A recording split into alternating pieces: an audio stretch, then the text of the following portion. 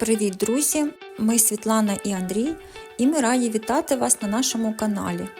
Я розповідаю про наш досвід будівництва хатинки в Карпатах. Це не просто будівництво, а справжня наша мрія, яку ми втілюємо в життя своїми руками. Ми розповідаємо про кожен етап, щоб показати вам усі радощі та труднощі цього шляху. Підписуйтесь на наш канал, буде цікаво! Попереднє відео про наш вибір ділянки та проєкт хатинки. Хто ще не дивився, будь ласка, посилання вверху у правому куточку та в описі цього відео. Тема цього відео – як ми робили фундамент та проводили світло. Тож всаджуйтесь удобніше та починаємо. Першим ділом ми оформили дозвіл на будівництво, отримали будівельний паспорт та адресу будинку. Далі подали в електромережі заявку на підключення світла. Так як точка, від якої до нашої ділянки тягнуло світло, знаходилась приблизно за 200 метрів, підключення було за рахунок електромереж. Якщо точка, від якої підключають ділянку замовника, знаходиться більше, ніж за 300 метрів, то всі витрати будуть за рахунок замовника, а це сотні тисяч гривень. Тож вважайте це при виборі ділянки і заздалегідь перевірте, на якій відстані знаходиться найближча точка підключення. Ми оплатили за підключення десь біля 40 тисяч гривень. Ця сума у вас може бути інша, так як вона залежить від того, скільки кіловат ви замовляєте. Ми чекали приблизно 6 місяців з моменту подачі заявки, поки нашу ділянку підключили до світла. Сонячні панелі ми теж розглядували як варіант, і ми не відкидаємо, що в майбутньому ми все ж таки їх поставимо, враховуючи постійне відключення, але ми не хотіли брати це як за основне джерело енергії, так як в Карпатах дуже багато похмурих днів, при яких енергія майже не накоплюється. Будь ласка, у кого з наших глядачів є досвід використання сонячних панелів у західному регіоні України, напишіть, що ви думаєте з цього приводу.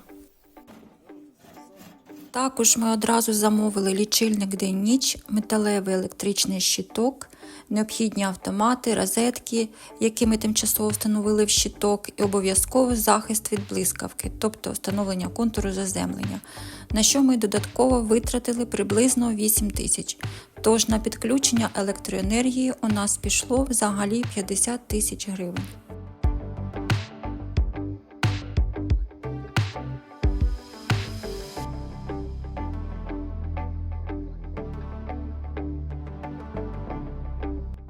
Що ж, світло ми підключили, тепер робимо фундамент.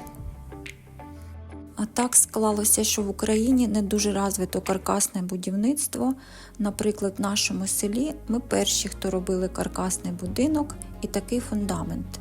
Хоча все ж таки зараз саме в Карпатах і набирає популярності каркасна технологія. Традиційно під дерев'яні будинки роблять стрічковий фундамент, або так як гірська місцевість, дуже популярні полупідвальний перший поверх, зроблений з каменю чи бетону, і вже другий поверх з дерева, по типу шале. Також дуже гарний варіант – утеплена плита з теплою підлогою, як це роблять, наприклад, у Норвегії. Нам теж все це подобається, але ми мали дуже обмежений бюджет, тому треба було розглядати альтернативні варіанти фундаменту.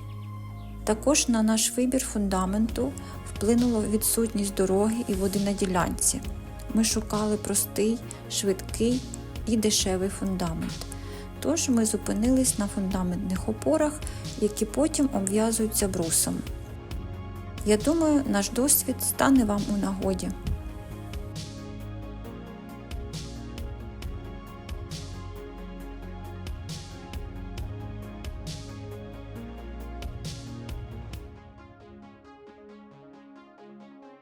Ось так виглядає місце під хатинку до початку будівництва.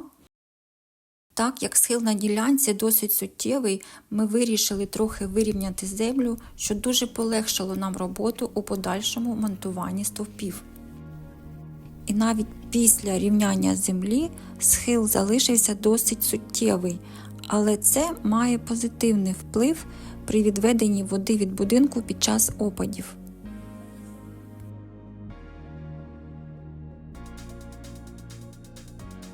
На виготовлення фундаментних опор пішли матеріали, які вказані в таблиці. Ціни, за якими ми купляли матеріали, зараз не актуальні, тож хочу вас спитати, чи є сенс давати інформацію по цінах, які будуть для вас неінформативні, так як ми закупляли матеріали ще на початку війни по старих цінах, а зараз на деякі позиції ціни виросли майже в 2 рази. Можливо, має сенс вказувати ціни, які ми маємо на сьогоднішній день, тож чекаємо ваших пропозицій.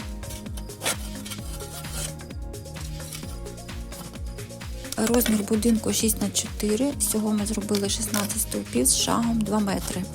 Викопували вручну без застосування буру, ґрунт суцільна глина та каміння. Дуже важко було заглибитись хоча б на 70 см і робилося це із застосуванням лому. Ми, чесно кажучи, були впевнені, що затратимо набагато менше часу на розмітку та викопування землі під опори. Але у реальності той час, що ми планували, можна сміливо було помножувати на 3. Якщо ви такі ж, як ми, приїхали з іншої області, не знаєте особливості місцевого ґрунту, то закладайте достатньо часу на фундамент. Спілкувалися з місцевими газдами щодо заглиблення фундаменту, дійшли до висновку, що 70 см має вистачити, тож так і зробили. Перші 4 готові.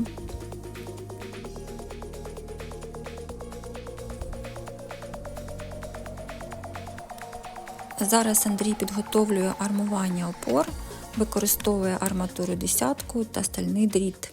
Попередньо зварив трикутники, щоб до них прикрутити арматуру.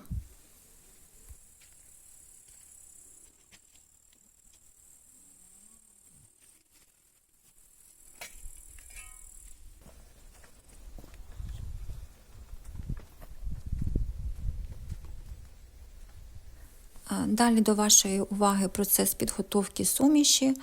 Бетономішалка залишилась вдома, в іншій області. Переправити її на той час не було можливості. Також де її потім зберігати, так як на ділянці на той час не було жодної будови, а дощі йдуть через день. І знову наше уявлення на те, що його там робить, ті 16 опор. За тиждень справимося, там нема чого змішувати, і почалось. Тож намагалися так, що увечері падали без сил і засинали ще у польоті до ліжка. Це тільки зі сторони здається, що це все дуже легко і швидко, але для людини непідготовленої, котра все своє життя працювала в офісі біля комп'ютера, це був той ще квест. Тому однозначно наступний фундамент буде з бетономішалкою та, якщо буде можливість, долучати до процесу помічників. Тож вертаємося до суміші. Андрій робив 1 частину цементу, 3 частини піску і 4 частини гравію. Опалубку робили з непотрібних дошок, які нам дали сусіди. Дуже їм дякуємо. На естетичний вигляд опалубки не звертайте уваги, так як зі своєю основною задачею вона справилась. Було, звісно, таке, що шурупи, якими ми намагалися скріпити між собою стінки опалубки, не тримали, і стінки просто роз'їжджалися від маси бетону.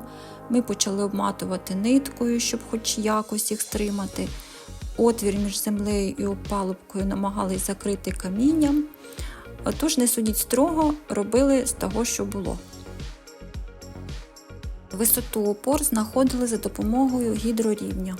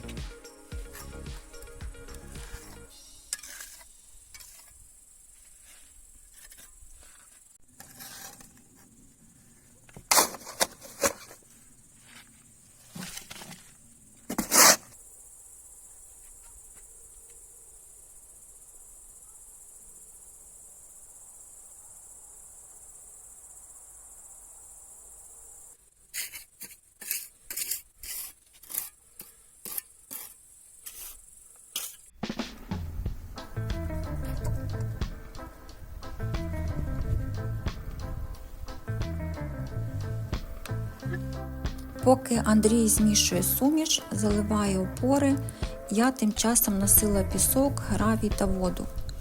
Пісок нам вигрузили десь за 70 метрів від будови, а водій КАМАЗу навідріз відмовився його довести до необхідного місця, вигрузив на початку нашої ділянки з протилежного боку. А взагалі спочатку не хотів підніматися з піском нагору, просився вигрузити внизу, потім нас пожалів і підняв його нагору, але не довіз, куди було треба. Що є для нас дуже дивним, так як він працює в регіоні, де переважна гірська місцевість. Також, коли ми замовляли пісок, ми попереджали, що треба буде завести нагору по ґрунтовій дорозі. Тому власник тої фірми казав нам, що нагору не більше 6 тонн піднімуть. Стільки ми і замовили. І в результаті вислухали купу матюків від водія та дякувати, що взагалі підняв той пісок. Тож, якщо ви також плануєте купувати ділянку на горі, будьте готові к проблемам з доставкою матеріалів. Або що ви думаєте з цього приводу?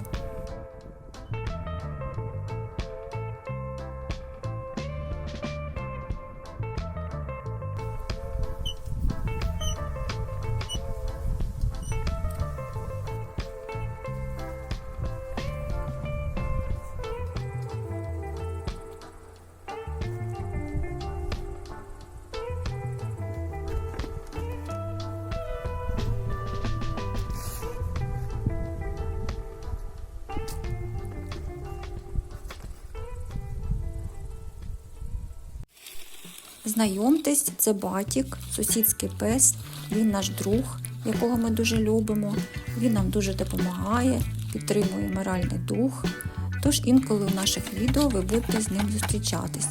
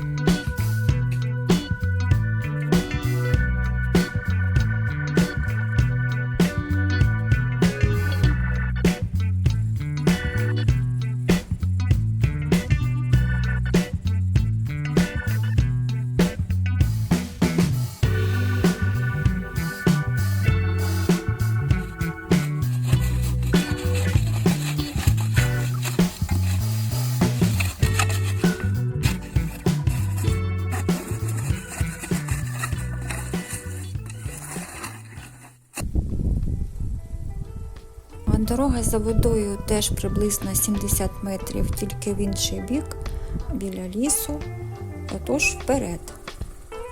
Вода питна, як кажуть сусіди, містить срібло. На смак дуже смачна, нам дуже подобається її пити. Ну, також наш фундамент містить срібло.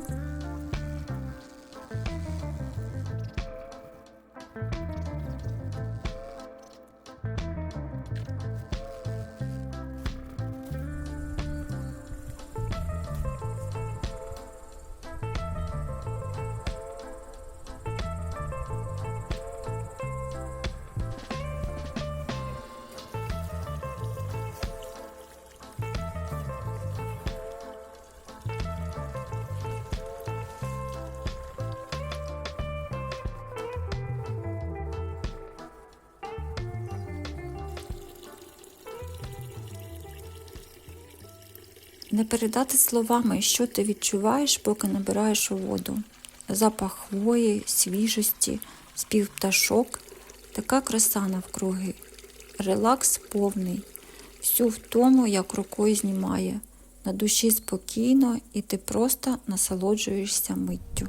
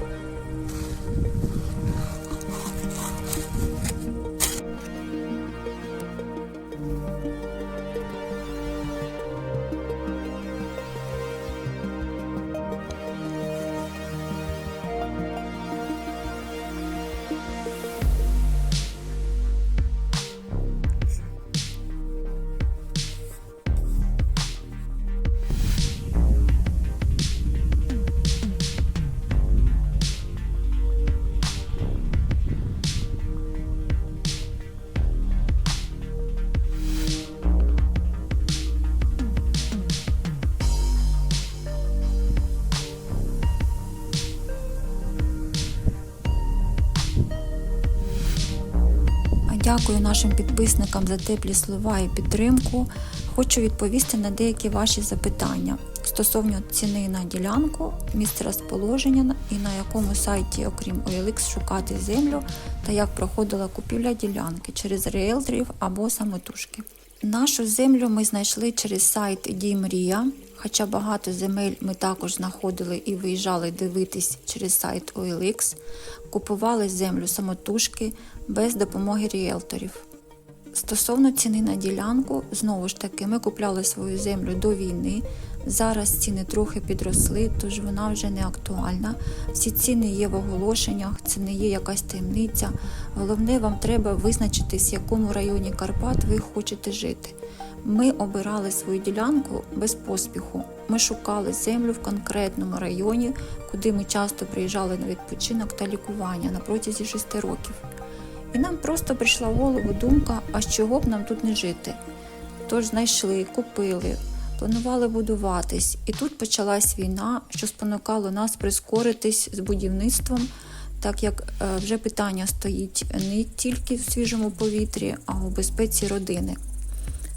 Місце розположення ми вирішили, що поки що говорити не будемо, так як ми ще не готові до зайвої уваги, так як будуємо не з ціллю туризму і бізнесу, а для власного проживання. Якщо наші плани зміняться, обов'язково розповімо, де знаходиться наш будинок. Дякую вам за увагу, за перегляд. Відповіді на ваші запитання плануємо давати в кінці кожного відео, тож пишіть коментарі, питання, ми все читаємо і беремо до уваги. Відео плануємо публікувати кожного тижня в четвер на вечір.